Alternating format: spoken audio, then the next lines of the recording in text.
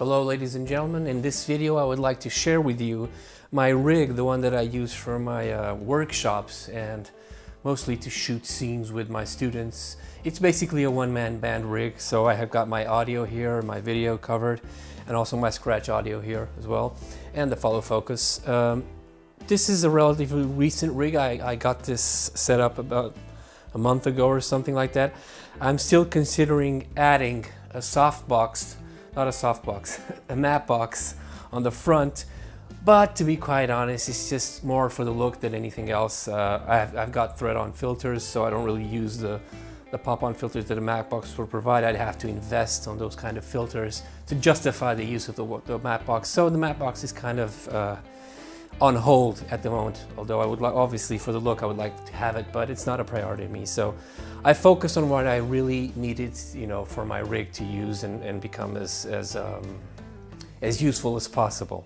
So at the core of this rig I've got the GH5s, and attached to it at the moment I have the Sigma 18-35 f1.8. It's a great zoom lens.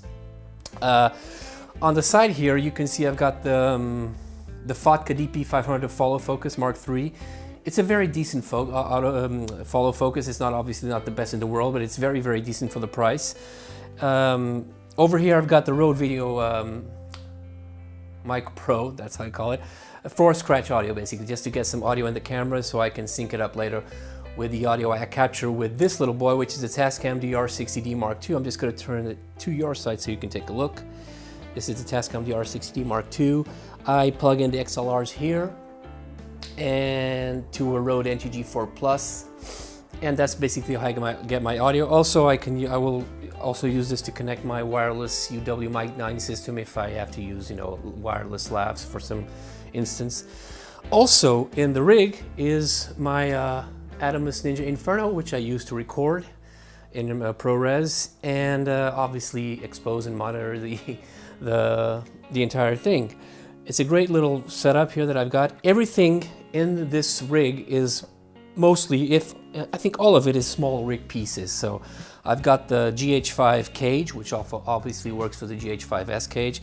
I've got this handle here that I attached it to hot shoe.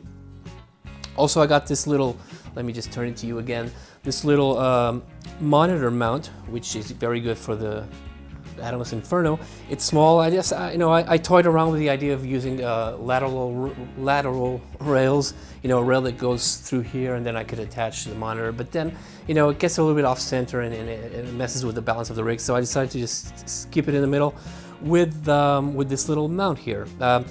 This little articulating arm is also from Smallrig, and the rails from Smallrig. The quick release is from Smallrig as well. It's all sitting on a Manfrotto 502 fluid head, which is basically, it's a very decent head. Yeah, that's basically the gist of the rig. And I decided to make this video to share with you guys because I think it's doing me very well, very good service. And I've got a full year in 2019 with a lot of jobs.